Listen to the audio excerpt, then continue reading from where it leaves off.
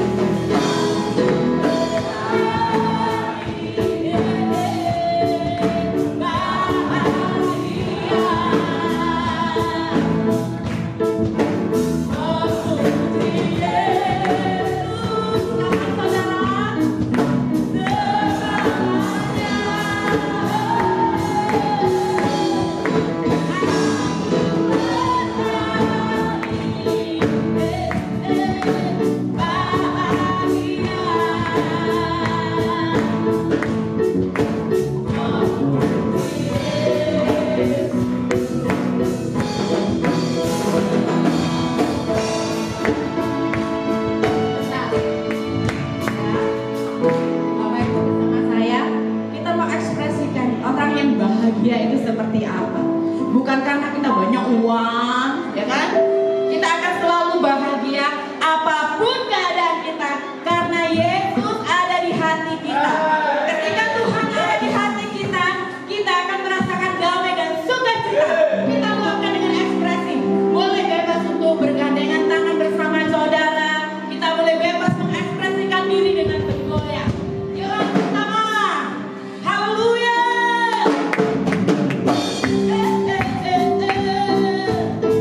Haleluya.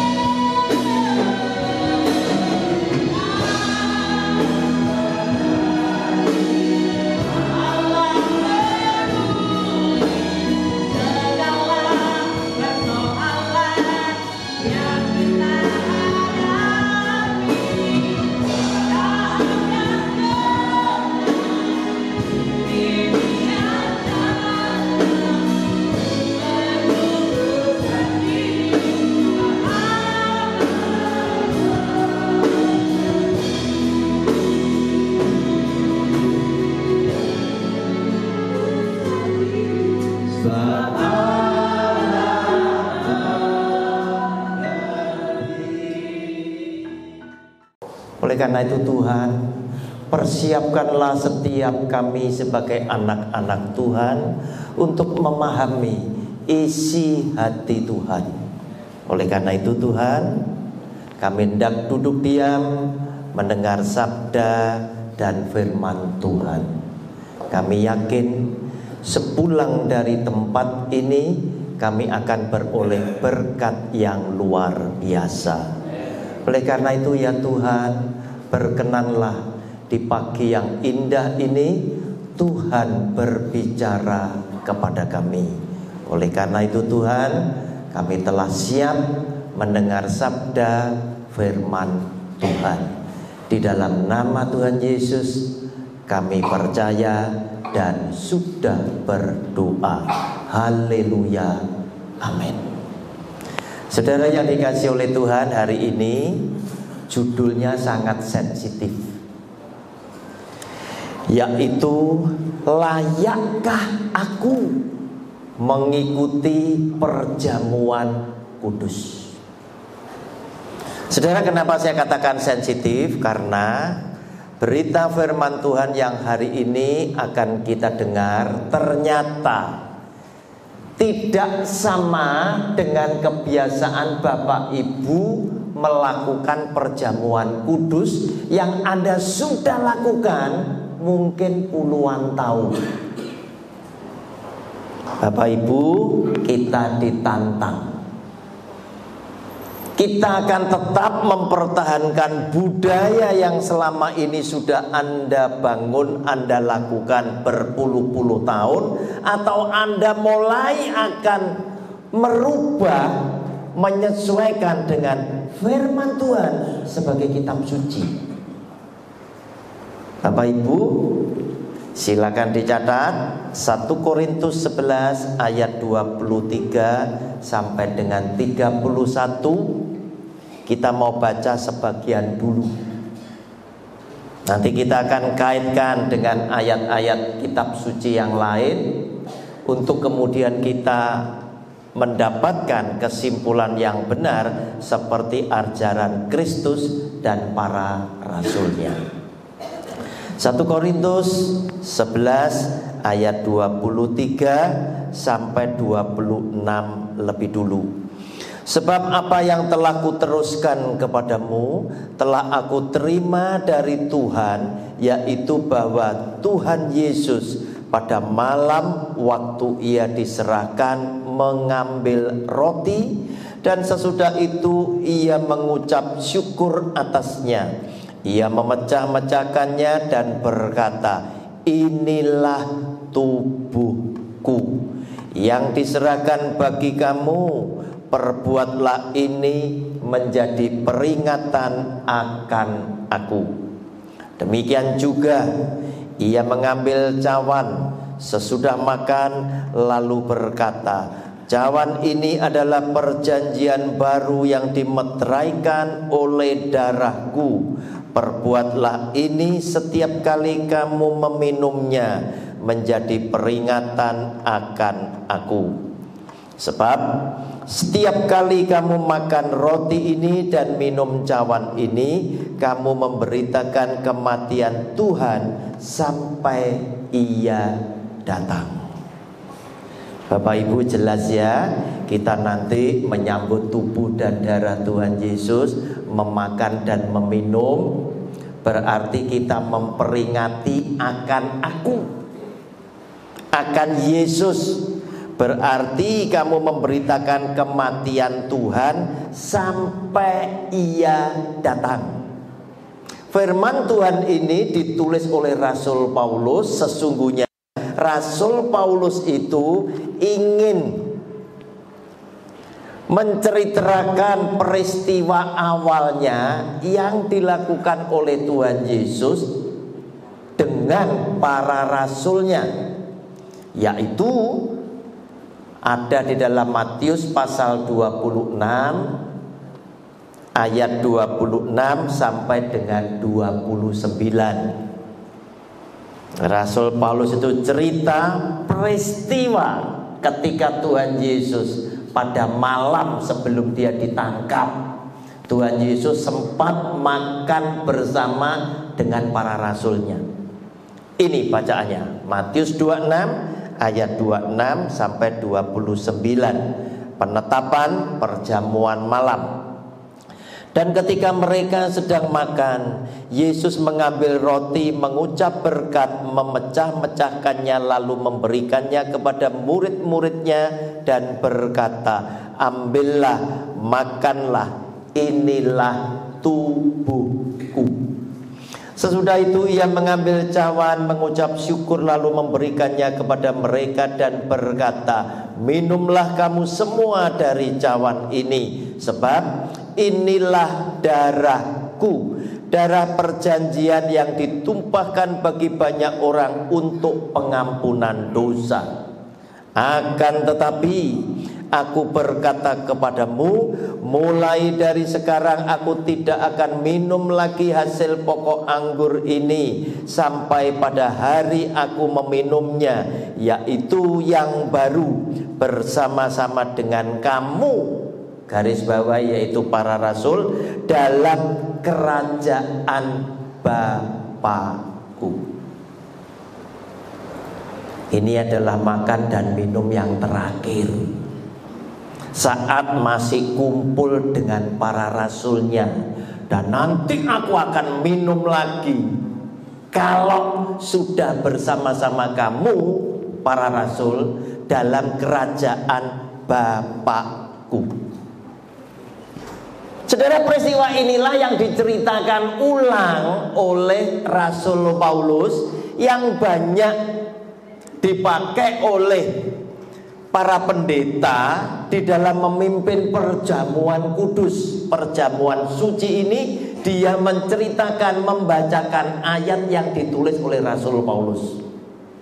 Tugas Rasul membuat kita lebih mudah menyimpulkan. Nah Bapak Ibu, dalam ayat 29 yang kita baca, saya simpulkan, ternyata para rasul yang 12 tanpa Yudas yang diganti oleh Matias, itu semuanya diselamatkan masuk surga. Saudara, amati ayat 29. Saya bacakan ulang. Akan tetapi aku berkata kepadamu, mulai dari sekarang aku tidak akan minum lagi hasil pokok anggur ini sampai pada hari aku meminumnya, yaitu yang baru bersama-sama dengan kamu dalam kerajaan Bapa-Ku. Berarti para rasul nanti boleh ada bersama Tuhan Yesus kembali di dalam kerajaan Bapa-Ku. Artinya apa? Dijamin rasul yang 12 itu selamat. Mengapa? Karena ini sabda Kristus sendiri. Nah Bapak Ibu, biasanya orang Kristen tidak merasa yakin kalau ayatnya cuma satu. Selalu kepengen ayat yang lain ada atau tidak. Kita loncat lebih dulu kepada Wahyu 21 ayat 9 sampai dengan 27. Panjang sekali, tapi karena ini penting untuk meyakinkan kita semuanya, saya mesti bacakan. Wahyu 21 ayat 9 sampai 27. Yerusalem yang baru. Maka datanglah seorang dari ketujuh malaikat yang memegang ketujuh cawan, yang penuh dengan ketujuh malaikat terakhir itu. Lalu ia berkata kepadaku, katanya, marilah ke sini, aku akan menunjukkan kepadamu pengantin perempuan mempelai anak domba. Siapa pengantin itu? Orang Kristen GR, ya, selalu ngomong itu saya, itu jemaat yang sudah dipersiapkan. Saudara, ini persoalan. Kalau saudara kepingin sebagai pengantin daripada anak domba yang dikasih dengan sepenuh hati, dan di mana saja anak domba itu ada, saudara ada di situ karena engkau adalah kekasihnya yang akan dijemput, yang akan diselamatkan. Hiduplah menurut kitab suci. Di dalam apa? Semua segi, semua aspek. Gereja kita ini melakukan perjamuan suci setiap minggu pertama. Karena setiap minggu pertama perjamuan suci, minggu pertama perjamuan suci, minggu pertama perjamuan suci, sama seperti setiap hari matahari terbit dari timur, matahari terbit dari timur dan lain sebagainya. Lama-lama ndak ono perasaan apa-apa. Ndak ada perasaan istimewa bahwa hari ini adalah hari yang luar biasa. Ibadah yang hari ini ketika kita diundang semeja hidangan dengan Tuhan Yesus adalah istimewa sekali. Karena biasa, dianggap tidak ada apa-apa. Itu yang jadi masalah. Padahal kita merindukan, aku adalah pengantin perempuan itu. Kita lanjut dulu. 10. Lalu di dalam roh ia membawa aku ke atas sebuah gunung yang besar lagi tinggi, dan ia menunjukkan kepadaku kota yang kudus itu, Yerusalem, turun dari surga dari Allah. Kota itu penuh dengan kemuliaan Allah dan cahayanya sama seperti permata yang paling indah, bagaikan permata yaspis, jernih seperti kristal. Dan temboknya besar lagi tinggi, dan pintu gerbangnya 12 buah. Dan di atas pintu-pintu gerbang itu ada 12 malaikat, dan di atasnya tertulis nama ke-12 suku Israel. Hati-hati, Israel itu istimewa. Dia bukan cuma dipilih di dunia, tetapi di surga itu nama 12 suku itu tertulis. Saudara yang dikasihi Tuhan, di pintu gerbangnya.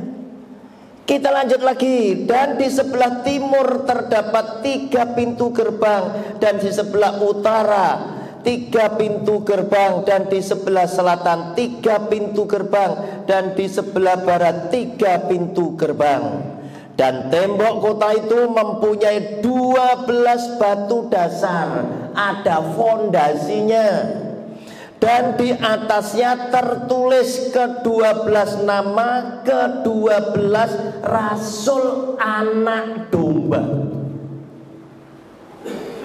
12 suku istimewa di surga, 12 rasul istimewa juga di surga. Dia sebagai fondasi karena dia yang mengajar saudara dan saya selamat sampai kepada tujuan.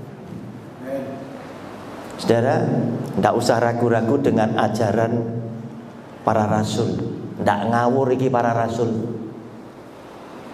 Dia menerima perintah daripada Tuhan Yesus, yaitu amanat agung. Dia ajarkan seperti yang Kristus mau.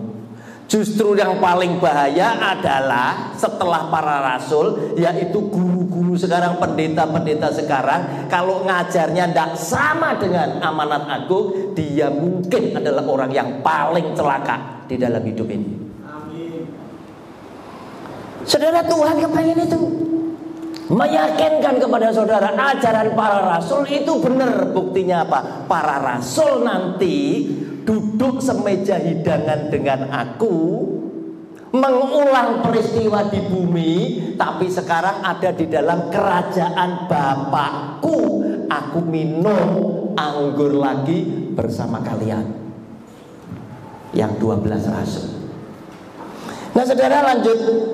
Ini sudah cukup membuktikan bahwa para rasul diselamatkan semuanya. Dan ia yang berkata-kata dengan aku mempunyai suatu tongkat pengukur dari emas untuk mengukur kota itu serta pintu-pintu gerbangnya dan temboknya. Kota itu bentuknya 4 persegi, panjangnya sama dengan lebarnya.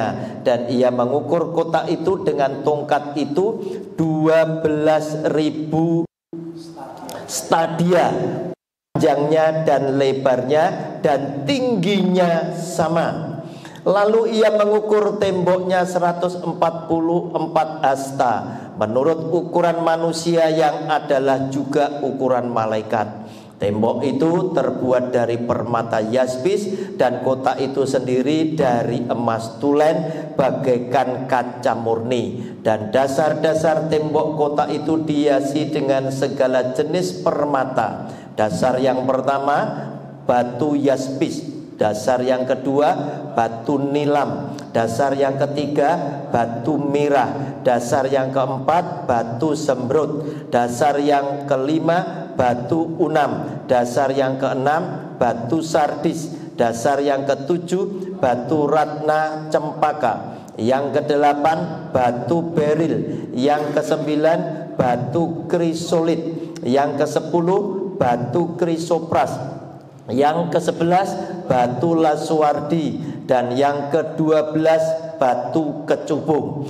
Dan ke-12 pintu gerbang itu adalah 12 mutiara. Setiap pintu gerbang terdiri dari 1 mutiara, dan jalan-jalan kota itu dari emas murni bagaikan kaca bening. Dan aku tidak melihat bait suci di dalamnya, sebab Allah Tuhan yang Maha Kuasa adalah bait sucinya.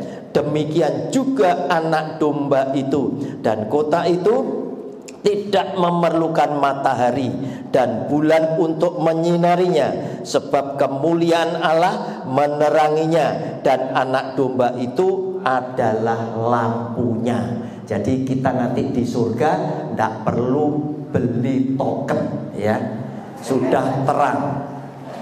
Dan bangsa-bangsa akan berjalan di dalam cahayanya, dan raja-raja di bumi membawa kekayaan mereka kepadanya.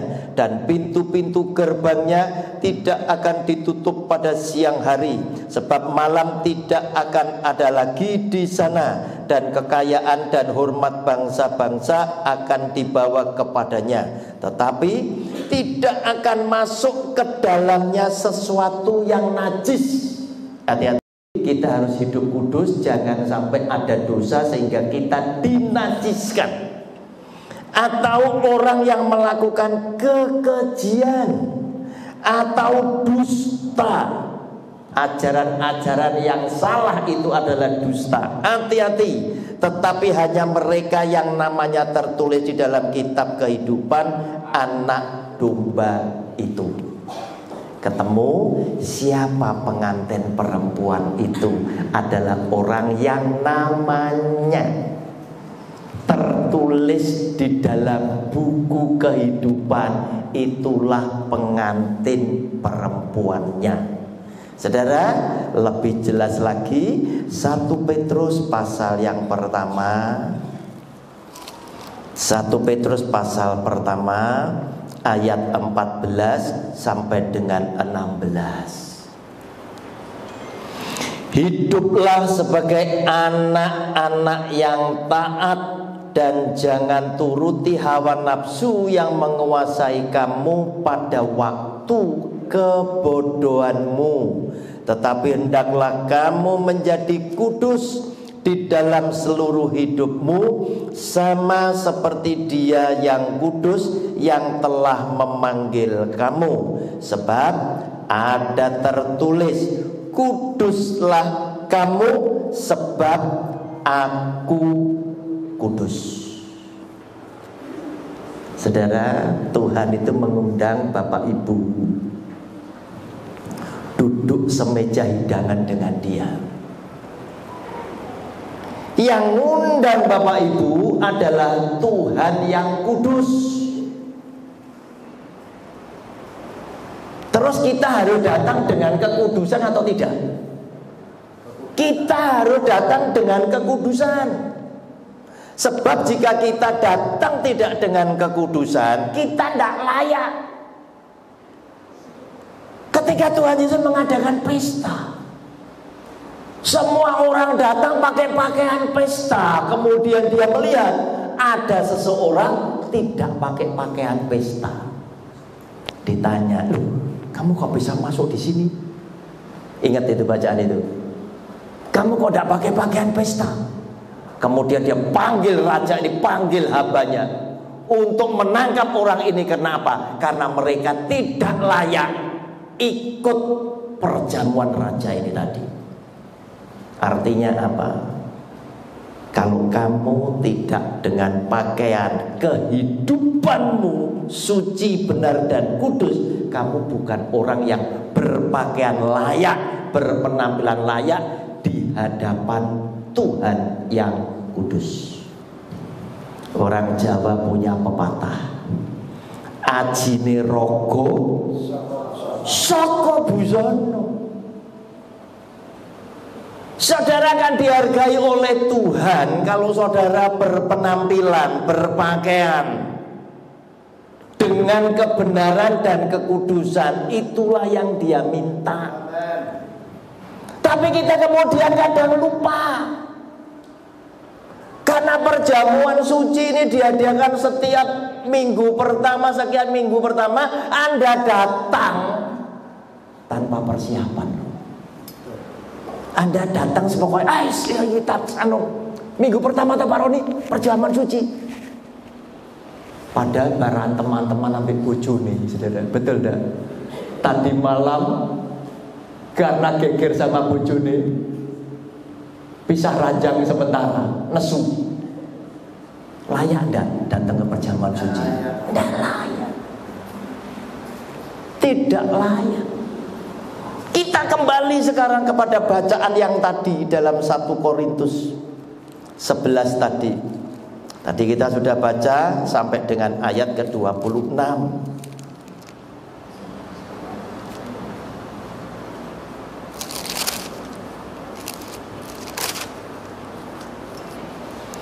Jadi barang siapa dengan cara yang tidak layak makan roti atau minum cawan Tuhan, ia berdosa di hadapan tubuh dan darah Tuhan.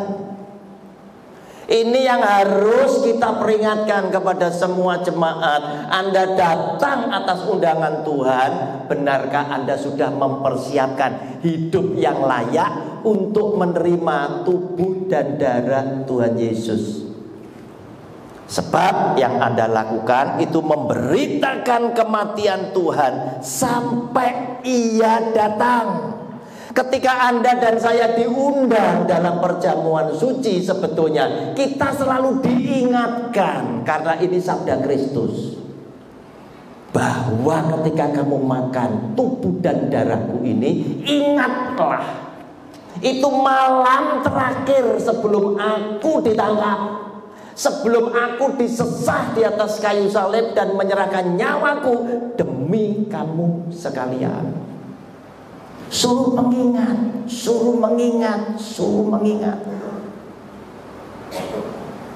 Jadi karena itu ketika kita datang ke museum nasional, seringkali kita melihat foto-foto para pejuang. Itu juga dalam arti kata ingin supaya generasi yang tidak pernah bertemu, generasi penerus, generasi muda itu ingat, ini loh pahlawan-pahlawan Indonesia. Adanya nikmat yang kita alami di negeri yang kita cintai, Indonesia, karena apa? Darah mereka, nyawa mereka yang sudah berjuang untuk kita yang masih muda. Saudara, Tuhan ingin seperti itu. Nah, saudara yang dikasih oleh Tuhan, ayat 27, jadi barang siapa dengan cara yang tidak layak makan roti atau minum cawan Tuhan, ia berdosa terhadap tubuh dan darah Tuhan. Karena itu hendaklah tiap-tiap orang menguji dirinya sendiri, dan baru sesudah itu ia makan roti dan minum dari cawan itu. Ukuran dewe. Saudara mau datang Ujilah dirimu sendiri. Kira-kira aku layak enggak?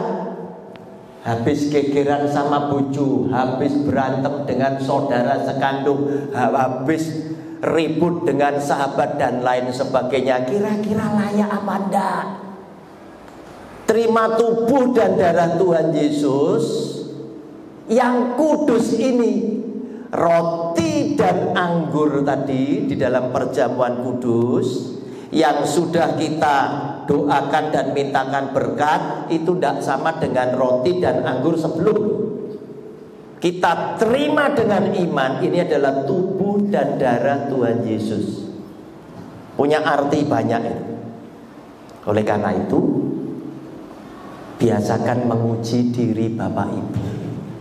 Kalau pendeta tidak sempat mempersiapkan Bapak Ibu masuk ke dalam perjamuan suci, Bapak Ibu harus segera mulai mempersiapkan diri, hidup benar, hidup kudus untuk menyambut Dia.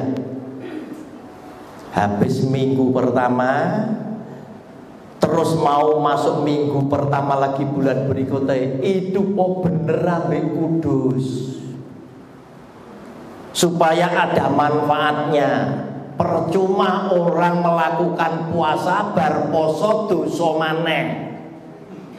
Percuma saudara terima tubuh dan darah Tuhan Yesus bar terima dosa maneh. Percuma. Harus setiap hari benar dan kudus, benar dan kudus. Oleh karena itu, sebagai langkah pembinaan di umat Katolik itu dikenal, setiap misa mereka akan terima hosti tubuh Tuhan Yesus. Sebelum mereka ikut misa selalu ada ruang yang terbuka, yaitu apa? Ngaku dosa. Ini benar, pendidikan ini benar. Yang tidak senang sama Katolik bilang, ngaku dosa kok ambek romo. Lah terus ambek sopo? Ngerti saudara? Betul. Repot ya manusia ini. Kalau tidak senang goleki salah itu gampang. Loh, kalau tidak sama manusia dan sama siapa? Karena sabdanya bilang, apa yang engkau lakukan terhadap salah seorang saudaraku yang paling hina ini, kamu sudah lakukan untuk aku. Loh, apa salah lek romo ki wakil DE gitu. Coba saudara hayati. Semua saudaraku yang paling hina ini adalah aku. Ini Tuhan Yesus. Ini Tuhan Yesus. Ini Tuhan Yesus. Ini Tuhan Yesus. Tuhan kuwabe Tuhan Yesus. Akhirnya apa? Kita akan berlaku semuanya baik. Lek saudara ngamuk misui Tuhan Yesus wanita. Ayo. Nah saudara yang dikasih oleh Tuhan, ujilah. Lanjut, karena barang siapa makan dan minum tanpa mengakui tubuh Tuhan, ia mendatangkan hukuman atas dirinya. Sebab itu banyak di antara kamu yang lemah dan sakit, dan tidak sedikit yang meninggal. Oleh karena itu, jangan dipakai untuk mainan. Tubuh dan darah Tuhan Yesus ini kudus. Terus kita mulai membiasakan. Stop, tidak boleh dibilang, dah bu, jupo loro, jupo telu, tidak boleh. Sing digawane iki sudah siap belum? Ya, yang dibawakan kan sudah siap belum? Kalau memang yang di sana tidak bisa datang, ada baiknya gereja memberikan penugasan kepada majelis yang layak, ya. Tua-tua itu untuk datang mengunjungi dan melayani perjamuan kudus di rumah jemaat. Tidak boleh, wes gowo loro, gowo telu, tidak boleh, wes stop ya. Kita sudah baik, tetapi belum sempurna. Ya, Alkitab ini yang menyempurnakan kita. Ya, habis ini ojo jupuk loro, ya, jupuk sitok ae. Ya, artinya apa? Yang ngambil satu harus memastikan diri. Engkau menguji dirimu, engkau layak duduk semeja hidangan dengan Tuhan dan para rasulnya. Nah saudara yang dikasih oleh Tuhan, kenapa? Karena Alkitab memperingatkan dengan luar biasa. Sebab itu banyak di antara kamu yang lemah dan sakit, dan tidak sedikit yang meninggal. Padahal orang Kristen yakinnya apa? Wah, sakit ini bisa jadi obat. Salah, Ibu. Ini bukan tujuan untuk itu. Ini hanya ditujukan untuk memberitakan kedatangan Tuhan Yesus, kematian Tuhan Yesus sampai Dia datang kembali. Ini mengingatkan penderitaan Tuhan Yesus, mengingatkan kematian Tuhan Yesus, mengingatkan kebangkitan Tuhan Yesus, sampai dengan Tuhan Yesus nanti menjemput kita sebagai pengantin perempuan. Oleh karena itu, maknanya apa sekarang? Tubuh dan darah Tuhan Yesus, di samping yang pertama tadi mengingatkan sampai dengan peringatan akan daku, kematian Tuhan Yesus, kebangkitan dan kedatangannya, maknanya yang lain apa? Saudara, tadi ada yang salah, kelihatannya benar. Saudara berbahagia karena apa? Yesus ada di hatimu, betul? Menurut saya salah. Anda bahagia itu karena apa? Yesus jati dirinya ada di dalam hidupmu. Anda terima Roh Kudus. Anda terima Tuhan Yesus enggak? Ada di situ. Bapak di mana? Di sini semua, di dalam hidupmu. Ketika Anda makan tubuh dan darah Tuhan Yesus, ditujukan oleh Tuhan Yesus apa? Supaya Anda hidup manunggal dengan Tuhan. Oleh karena itu tubuhnya dipecah-pecahkan. Makanlah, inilah tubuhku, supaya tubuh Tuhan Yesus, darah Tuhan Yesus jadi satu manunggal dengan sampeyan. Bukan cuma ada di hati. Di hati cuma ngomong cinta. Walaupun jauh deh, aku tetap sama kamu. Nek cinta toh. Ini ndak, kemana saudara pergi, Bapa, Anak dan Roh Kudus jadi satu. Makanya saudara jangan belakrak, begitu loh. Paham Bapak Ibu? Terus dijak tombok bola, berarti Tuhan Yesus dijak tombok bola, gitu loh. Salah. Oleh karena itu, makna yang paling penting adalah Tuhan Yesus selalu ingin Dia hidup manunggal dengan saudara dan saya. Buktinya apa? Buktinya sebagai penutup Yohanes 14. Ya, lihat. Yohanes. Saya bacakan ayat 1.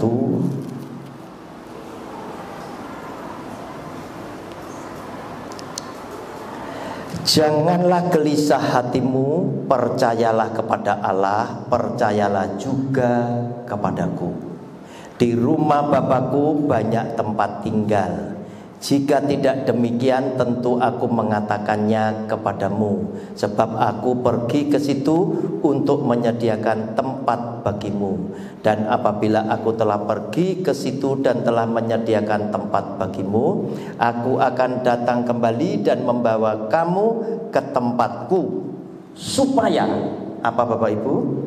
Di tempat di mana aku berada, kamu pun berada. Tuhan adalah Bapa yang tidak ingin pisah dengan kita sejak kita ada di dunia. Sejak Dia ada di dunia, Dia tidak ingin pisah. Oleh karena itu, ketika engkau menjadi orang yang benar dan kudus, Roh Kudus tinggal di dalam kamu. Roh Kudus turun atas kamu. Dan Tuhan Yesus bilang, aku di dalam kamu, kamu di dalam aku di dalam Bapakku. Dan Roh Kudus adalah roh yang keluar dari Bapakku. Sehingga ketika saudara terima Roh Kudus, karena engkau adalah orang benar dan kudus, sekaligus Anda terima Bapa, Putra dan Roh Kudus jadi satu. Bukan cuma di hatimu, tetapi di dalam hidupmu ada jati diri Bapa, Anak dan Roh Kudus. Selamat menyambut tubuh dan darah Tuhan Yesus dengan kebenaran. Tuhan Yesus sudah memberkati kita semuanya. Beri kemuliaan buat nama Tuhan. Amin.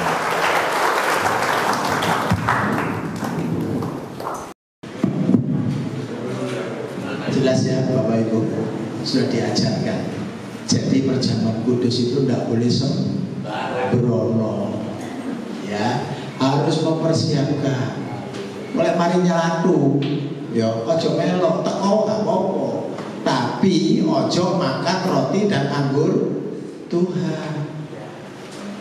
Ya teko gak apa-apa, ibadah harus sepuro karo Tuhan, minta ampun karo Tuhan. Makanya Tuhan ngomong jagalah kekudusan.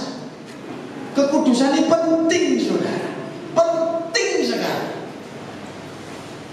Ya, penting sekali jaga kekudusan ini. Aduh, luar biasa firman Tuhan pada pagi hari ini mengajarkan kepada kita supaya kita ini layak menjadi mempelainya Tuhan.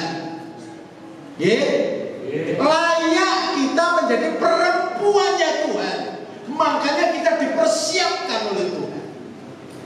Gak oleh sembrono tadi wong Kristen. Lek wong kono sembrono iku urusane dhek, saudara. Ya bojo loro, bojo telu, bojo papat, bojo lima urusane dhek. Tapi orang percaya jangan coba.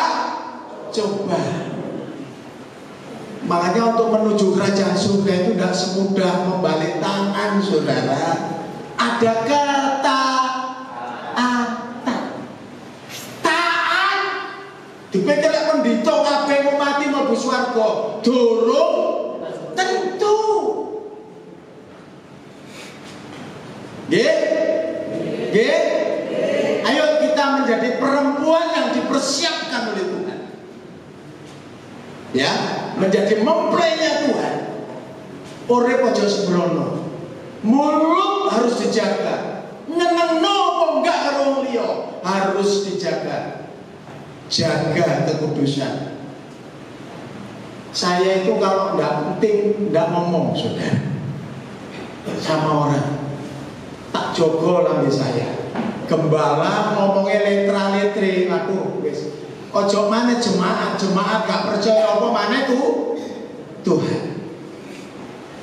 Ya, Bapak Ibu, gak boleh sembrono. Wong Kristen gak boleh. Wong Kristen ojo tombok judi online. Siapa sing suka tombok judi online? Angkat tangan. Pengakuan. Jadi Pak Roni mau gak ngaku yang romo, ngaku harus apa? Tuhan yang surga. Ya, jangan coba-coba ya Bapak Ibu. Ini hukumannya 20 tahun loh. Ya, wong Kristen jangan coba-coba. Terus ini saya ingatkan, mumpung saya ingat, wong Kristen ojo gampang-gampang mlebu karaoke. Itu boleh dilakukan bagi orang dunia, tapi bagi orang percaya, apalagi saudara hamba Tuhan, jaga kekudusan. Karaoke nggon wong najis tok, saudara. Nggon wong najis. Karaoke itu tempatnya orang najis. Wedok ngundang lanangan, lanangan ngundang wedokan. Itu sudah. Ya, jangan coba-coba ya Bapak Ibu. Jaga kekudusan supaya saudara menjadi sempurna di mata Tuhan. Oke? Wong Kristen harus jaga-jaga ya. Jaga-jaga. Jaga hati. Jaga hati. Jaga mulut. Ada Tritunggal, Tuhan ada dalam tubuh kita. Ibaratnya kayak Pak Pendeta terus semuanya mau karaoke mantes enggak gitu. Padahal nyanyi tak lagu rohani loh Pak. Awalnya rohani saudara. Ya, awalnya rohani. Lek wedok mesti ngundang lanangan, lek lanang ngundang wedokan. Sudah itu. Itu patronnya dosa itu. Saudara. Ya, jaga kekudusan, nggih, Bapak Ibu. Jaga kekudusan. Mumpung guru kecemplung jeru, diingatkan firman Tuhan pada pagi hari ini.